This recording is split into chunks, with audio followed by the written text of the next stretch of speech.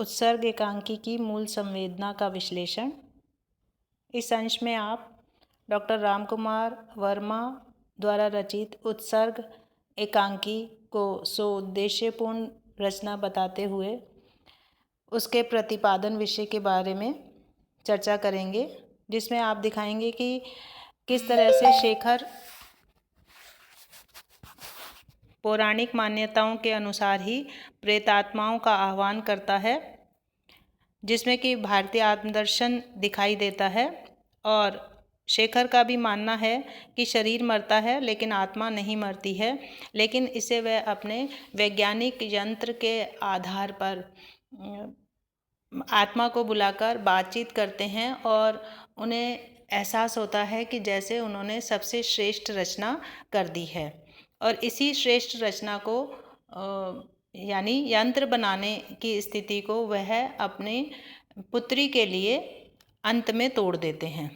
इस बात की चर्चा करते हुए आप सबसे पहले पहली विशेषता के रूप में लिखेंगे कि व्यक्ति को वैज्ञानिक आविष्कारों का सदुपयोग करना चाहिए। इसमें आप स्पष्ट करेंगे कि आधुनिक काल में वैज्ञानिकों द्वारा अनेक अनुसंधान किए जा रहे हैं और इन नवीन आविष्कारों के द्वारा प्रकृति को भी नियंत्रण में रखने का प्रयास किया जा रहा है। यहाँ तक कि मानव जीवन, जो कि प्रकृति प्रदत्त है और जीवन के साथ मृत्यु की सच्चाई के साथ जुड़ा हुआ है, लेकिन इसे अस्वीकार करते हुए डॉक्टर शेखर यंत्र का निर्माण करते हैं, जिसमें वह मृत आत्माओं को सशरीर बुलाकर उनसे बातचीत करने का प्रयास करते हैं। और इस बातचीत में उन आत्माओं को कितना कष्ट होता है, यद्यपि वह एक सच्चाई को तो जान लेते हैं, लेकिन उसके माध्यम से उन्हें आने जाने के लिए जो अनावश्यक कष्ट होता है और जो संत्रास होता है, उसकी सज़ा देने के लिए छाया, जो कि उनकी पूर्व प्रेमिका है, उसके कारण से वह अपना यंत्र तोड़ते हैं। और इस प्रकार से जीवन और मृत्यु में दखल देने की स्थिति में सृष्टि में असंतुलन होता है। और इस कहानी से यह व्यंजित करने का प्रयास किया है कि मनुष्य जब जब प्रकृति में असंतुलन पैदा करने का प्रयास करता है, तब तब उसके दुष्परिणामों को उसे भोगना पड़ता है।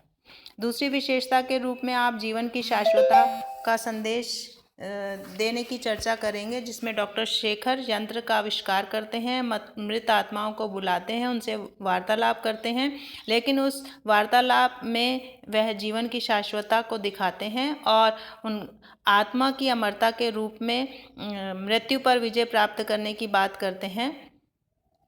और डॉक्टर शेखर ये बताना चाहते हैं कि मृत्यु जीवन की शाश्वत सत्य है और उस वजह से व्यक्ति को कभी भी अपने प्रियजनों के मरने पर शोक नहीं करना चाहिए। उनका मानना है कि जिस तरह से शरीर छोड़कर आत्मा नए जीवन में प्रवेश करती है, उससे वह सुखद स्थितियों का ही अनुभव करती है। इस प्रकार इस एकांकी की मूल संवेदना में भारतीय दर्शन के अनुसार आत्मा की अमरता, जीवन की शाश्वतता और मृत्यु पर विजय का संदेश दिया गया है।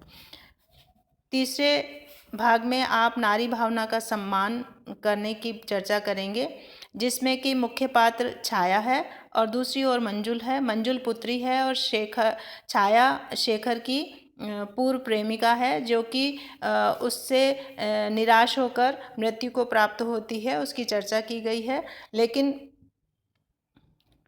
स्त्री पात्रों का सम्मान करते हुए वह अपने मित्र की पत्नी और उसकी पुत्री मंजुल की सेवा और देखभाल के दायित्व में अपने प्रेम का उत्सर्ग कर देते हैं, और जिस कारण से वह छाया से विवाह नहीं करते हैं।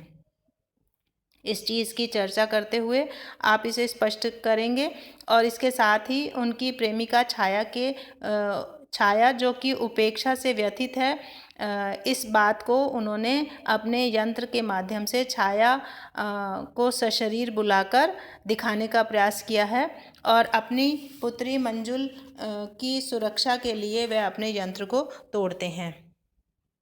और इस प्रकार अपने जीवन की कमज़ोरियों और दोषों को छिपाए रखने वाले और उत्सर्ग करने वाले डॉक्टर शेखर किस तरह से वास्तव में नारी भावनाओं का तिरस्कार ना कर पाने की स्थिति में मंजुल के जीवन के लिए उस यंत्र को तोड़ देते हैं। इन 3 चीज़ों की चर्चा करते हुए आप अंत में निष्कर्ष में यह लिखेंगे कि नामकरण पूर्णतः सार्थक और उचित है, जो कि संक्षिप्त, कौतूहलजन्य, रोचक, प्रभावपूर्ण और हृदय की भावनाओं से प्रेरित है। वैज्ञानिक आविष्कारों द्वारा जीवन की शाश्वतता का संदेश देना अपने आप में महत्वपूर्ण है। नारीत्व का सम्मान करना इस एकांकी की प्रभावशाली अभिव्यक्ति है।